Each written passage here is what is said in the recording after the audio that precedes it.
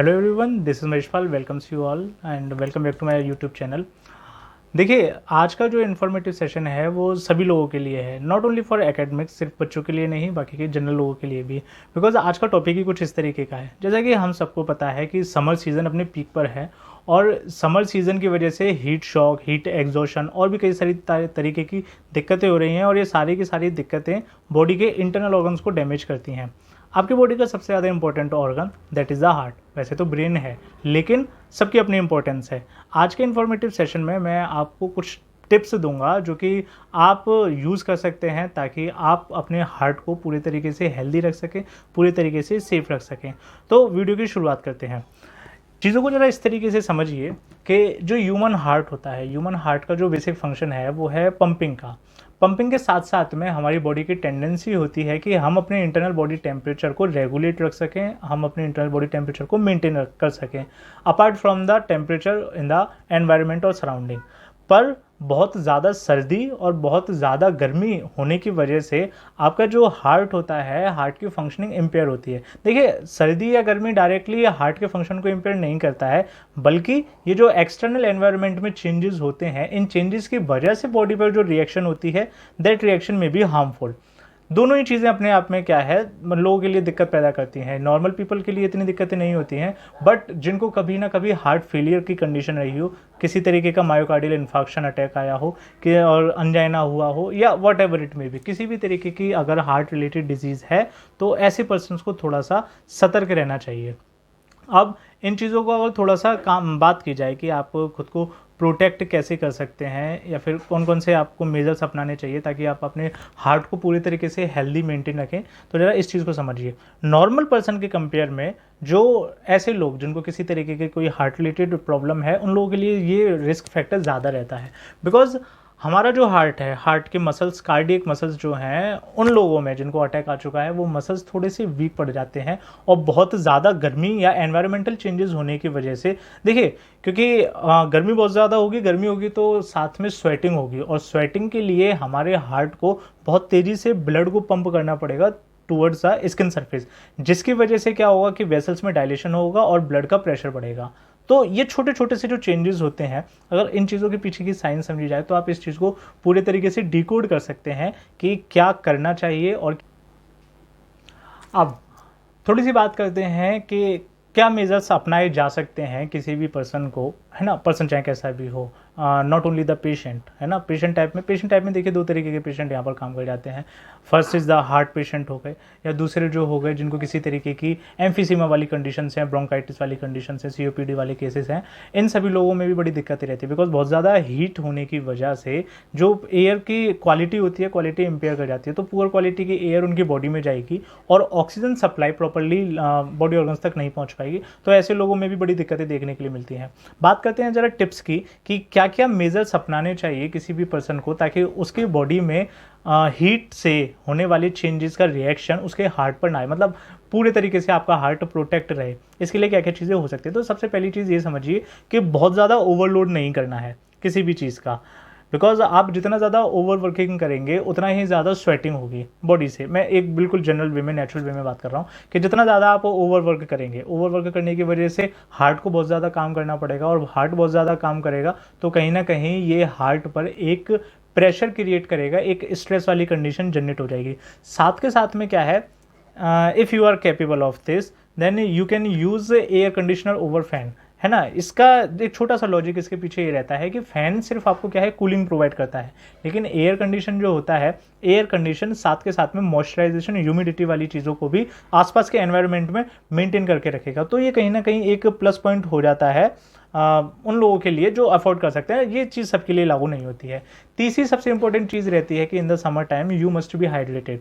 आप जितना ज़्यादा बॉडी को हाइड्रेटेड रखेंगे उतना ही ज़्यादा आपका फ़ायदा होगा, क्योंकि ओवर वर्क करने, सारे पॉइंट्स को थोड़ा सा जोड़ लीजिए। ओवर वर्क करने की वजह से स्वेटिंग बहुत ज़्यादा होगी। स्वेटिंग में दो चीज़ें होंगी, एक तो आपकी बॉडी से वाटर लॉस होना है, साथ के साथ में बॉडी से क्या है, इलेक्ट्रोलाइट्स का लॉस होगा। तो दोनों ही चीज़ों से अगर इलेक्ट्रोलाइट्स बहुत ज़्यादा अमाउंट में लॉस हो जाएंगे तो जाहिर सी बात है कि बॉडी जो ब्लड प्रेशर है, blood pressure suddenly fall down, blood pressure low down हो जाएगा, जिसकी वजह से फिर से हार्ट पर स्ट्रेस पड़ेगा। प्रेशर को मेंटेन रखने के लिए फिर से क्या करना पड़ेगा, हार्ट को ओवरवर्क करना पड़ेगा।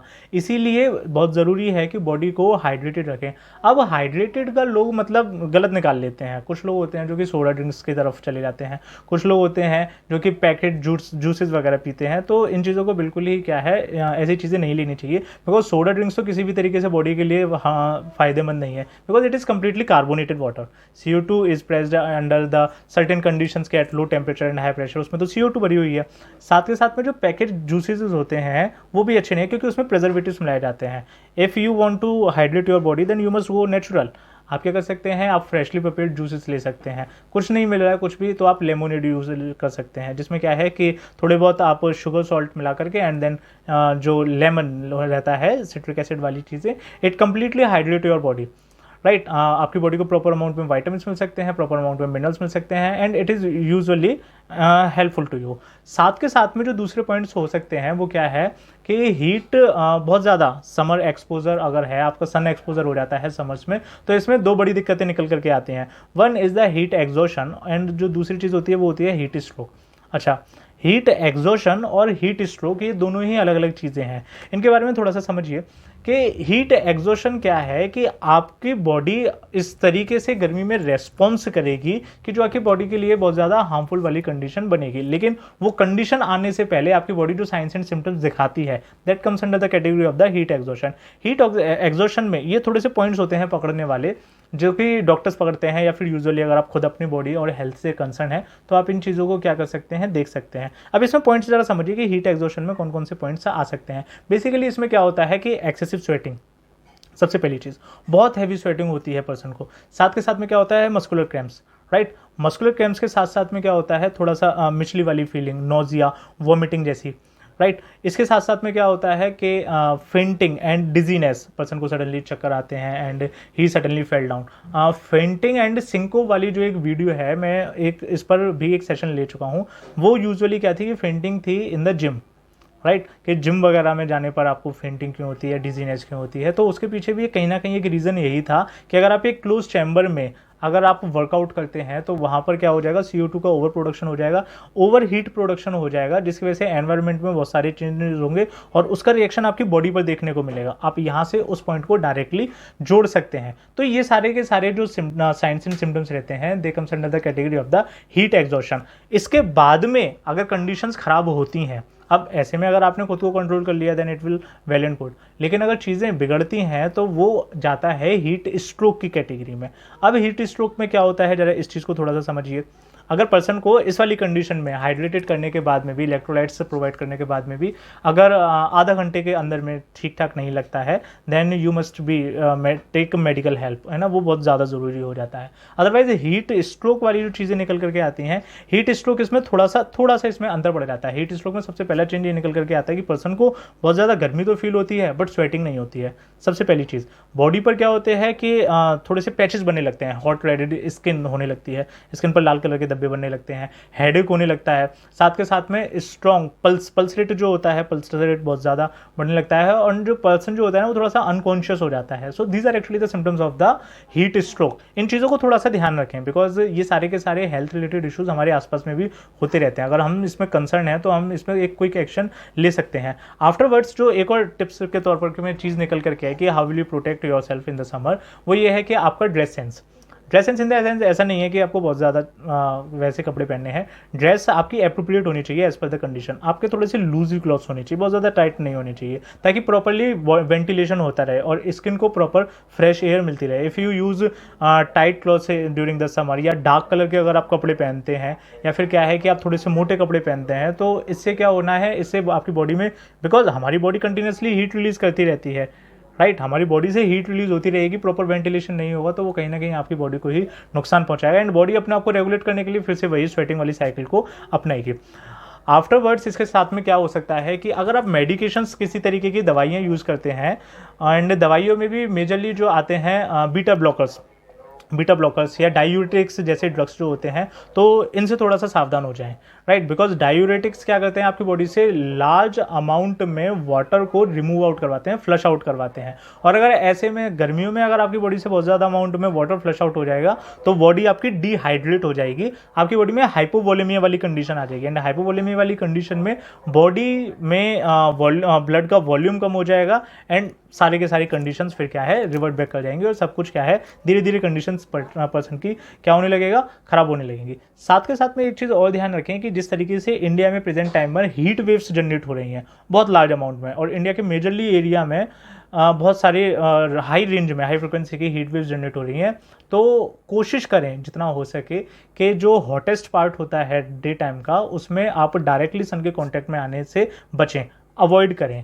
क्योंकि जितना ज़्यादा आप उन हीट वेव्स के डायरेक्ट कांटेक्ट में आने से बचेंगे, आपकी बॉडी उतनी ज़्यादा प्रोटेक्टेड रहेगी। इसके साथ में क्या होता है, वैसे तो ये चीज़ मानी जाती है, लास्ट बट नॉट लीस्ट एक इंपॉर्टेंट पॉइंट, वैसे तो ये चीज़ मानी जाती है कि वर्कआउट आपकी बॉडी के लिए बहुत ज़्यादा हेल्दी है और ज़रूरी है, it is very much essential, पर वर्कआउट एक लिमिट तक, राइट। क्योंकि अगर आप ओवर वर्कआउट करते हैं तो ओवर वर्कआउट करने की वजह से आपकी बॉडी में क्या होता है, एनारोबिक रेस्पिरेशन होगा, जिसकी वजह से बॉडी में मसल्स में और लिवर में क्या होता है, लैक्टिक एसिड का डिपोजिशन होने लगेगा and it definitely leads to the condition which is the syncope और ब्लैकआउट और डिजीनेस, राइट। बहुत ज़्यादा ओवर वर्कआउट करने की वजह से भी दिक्कतें आ सकती हैं, और सारा का सारा जितना भी स्ट्रेस आपकी बॉडी ले रही है किसी भी तरीके का, वो डायरेक्ट जा करके आपके वाइटल ऑर्गन से जुड़ता है, majorly heart, because heart is the central part, कह सकते हैं कि it is the major vital organ that performs the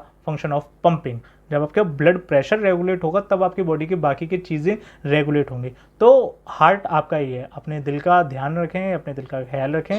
hope you get all the information in the same manner as it is delivered to you. इतनी सारी बातें जो मैंने आपको बताई, अगर इनमें से एक भी आपको काम की लगी हो, then you must share it with your loving ones and with your family members. Thanks for watching, see you later, thank you.